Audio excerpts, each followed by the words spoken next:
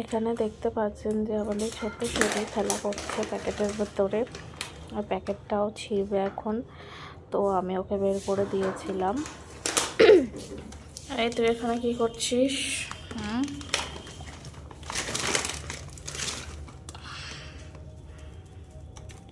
আবার কিন্তু ও ঢুকে যাবে প্যাকেটের ভেতর, কারণ ও কিন্তু এখন ছোট, ওর দাঁত এখন সুরসুর করে। তো এই সময়টা বাচ্চাগুলো কিছু না কিছু কাটার চেষ্টা করে, যেমন আমাদের জুতো কেটে দিতে হবে, বাচ্চাগুলো পান্ডাও কেটে দিয়েছে।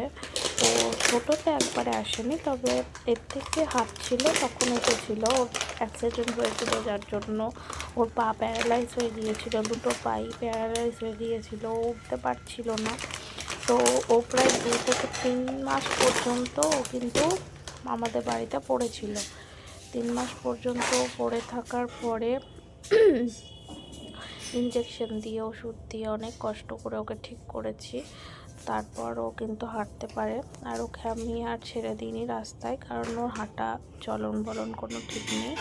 ও হাঁটতে হাঁটতে একবার এপার যাবে, একবার ওপার যাবে, কখন অ্যাক্সিডেন্ট হয়ে যাবে তার কোনো ঠিক নেই। তাই জন্য আমাদের বাড়িতেই থাকে, ঘরের ভিতর। তো এতটুকুই।